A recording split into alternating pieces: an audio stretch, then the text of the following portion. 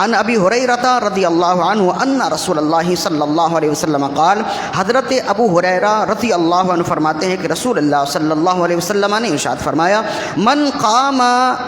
رمضان ایمانا و احتسابا غفر له ما تقدم من ذنبه، جو شخص ایمان اور ثواب کی نیت کے ساتھ ماہ رمضان میں قیام کرے گا، اللہ اس کے پچھلے سارے گناہ معاف فرما دے گا۔ یہ صحیح بخاری کی حدیث ہے۔ یہ وہ حدیث ہے جس کی وجہ سے مسلمان شروع دن سے لے کے آج تک نماز تراویح کا اہتمام ماہ رمضان میں کرتے ہیں، اس لیے کہ رسول اللہ صلی اللہ علیہ وسلم نے اس میں بخشش کی بشارت دی ہے۔ ہاں، جماعت سے نماز پڑھنا،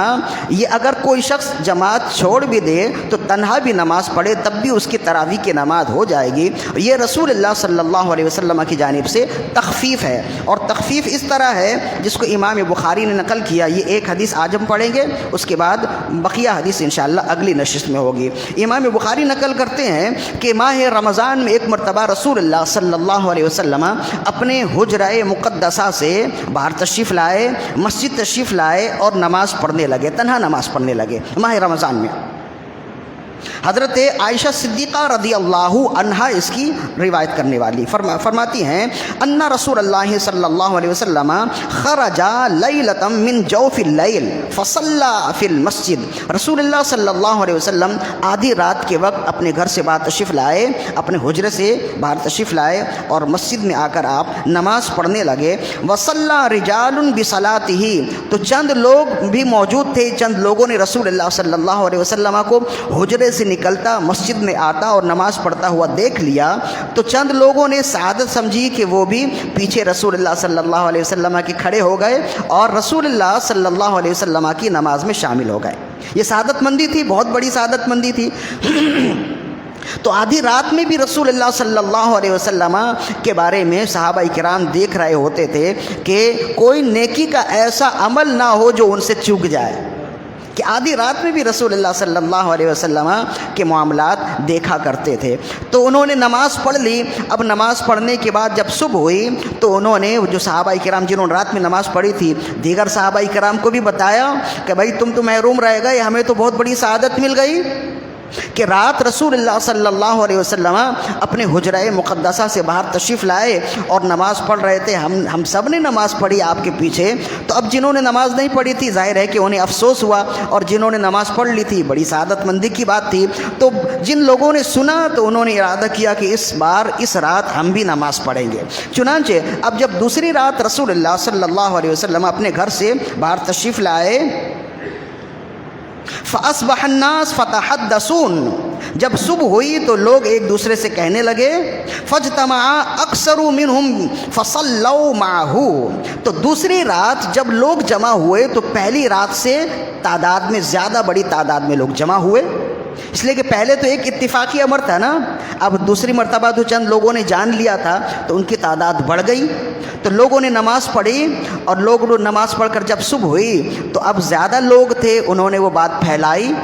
دیگر اور لوگ جو دور دور لوگ تھے ان تک بات پہنچی کہ بھائی رسول اللہ صلی اللہ علیہ وسلم رمضان کی راتوں میں آپ نماز پڑھ رہے ہیں اور صحابہ کرام کو نماز پڑھا رہے ہیں باجماعت، تو کون ایسا شخص ہے جو رسول اللہ صلی اللہ علیہ وسلم کے پیچھے نماز پڑھنے کو ترجیح نہیں دے گا؟ تو دور دور سے لوگ جمع ہو گئے۔ تیسری رات پہلی دو راتوں سے بھی زیادہ بڑی تعداد میں لوگ جمع ہو گئے۔ فَكَثُرَ أَهْلُ الْمَسْجِدِ مِنَ اللَّيْلِ الثَّالِثَةِ، مسجد میں لوگوں کی تعداد پچھلی دو راتوں سے بھی زیادہ ہو گئی، بہت بڑی تعداد ہو گئی لوگوں کی، اور انہوں نے نماز پڑھی۔ نماز پڑھ کر جب گئے تو اب یہ تو سب سے بڑی تعداد تھی نا پہلے دو کے مقابلے میں، تو اب ان لوگوں نے مزید اور بات پھیلائی۔ تو چوتھی رات جب آئی تو فرماتے ہیں کہ اس قدر زیادہ لوگ ہوئے کہ مسجد تنگ ہو گئی، باہر تک سین تک لوگ ہو گئے، مسجد بھر گئی۔ فَكَثُرَ أَهْلِ الْمَسْجِدِ مِنَ اللَّيْلِ الثَّالِثَةِ فَخَرَجَ رسول اللہ صلی اللہ علیہ وسلم فَصَلَّوْا بِصَلَاتِهِ فَلَمَّا كَانَتِ اللَّيْلَةُ الرَّابِعَةُ عَجَزَ الْمَسْجِدُ عَنْ أَهْلِهِ، جب چوتھی رات آئی تو اس قدر کثرت سے لوگ ہوئے کہ مسجد تنگ ہو گئی، مسجد بھر گئی۔ اور لوگ رسول اللہ صلی اللہ علیہ وسلم کے انتظار میں رہے کہ اب رسول اللہ صلی اللہ علیہ وسلم باہر تشریف لائیں اور ہم آپ کے پیچھے نماز پڑھنے کی سعادت حاصل کریں. لیکن پوری رات گزر گئی، رسول اللہ صلی اللہ علیہ وسلم تشریف نہیں لائے، آپ تشریف نہیں لائے. حتیٰ خرج لصلاۃ الصبح، یہاں تک کہ جب صبح کا وقت ہوا تو رسول اللہ صلی اللہ علیہ وسلم نماز صبح کے لیے یعنی نماز فجر کے لیے باہر تشریف لائے. فلما قضى الفجر اقبل على الناس، جب آپ نے فجر کی نماز مکمل فرما لی لوگوں کی جانب متوجہ ہوئے اور آپ نے ارشاد فرمایا فتشہد ثم قال، پہلے کلمہ طیبہ فرمایا پڑھنے کے بعد کلمہ شہادت پڑھنے کے بعد آپ نے فرمایا اما بعد، بہرحال فإنه لم يخفى علی مکانکم، بے شک نماز کا شوق جو تمہارے دلوں میں ہے وہ مجھ پر مخفی نہیں ہے. آپ نے لوگوں کو بتایا کہ میں جانتا ہوں کہ نماز پڑھنے کا کس قدر شوق تمہارے دل میں ہے، اور بالخصوص میرے پیچھے نماز پڑھنے کا جو شوق ہے وہ جو تمہارے دل میں ہے وہ میں جانتا ہوں. لیکن 3 راتوں کے بعد چوتھی رات میں جان بوجھ کر نہیں آیا، فقط اس خوف سے کہ اگر میں نے یہی سلسلہ جاری رکھا تو کہیں یہ نماز تم پر فرض نہ ہو جائے. تو تم پر تخفیف کرنے کے لیے،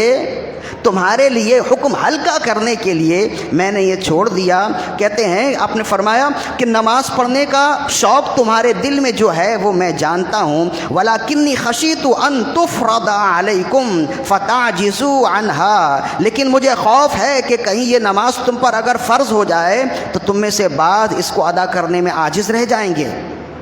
تو پھر وہ گناہ گار ہوں گے، فرض کو چھوڑنے والے ہوں گے. اس وجہ سے میں نے اس پر دوام نہیں کیا. تو کہتے ہیں کہ فتوفی رسول اللہ صلی اللہ علیہ وسلم والامر علی ذالک، پھر آخر تک رسول اللہ صلی اللہ علیہ وسلم جب تک حیات سے رہے معاملہ ایسے ہی چلتا رہا کہ لوگ نماز تراویح پڑھتے تھے، تنہا تنہا پڑھتے تھے.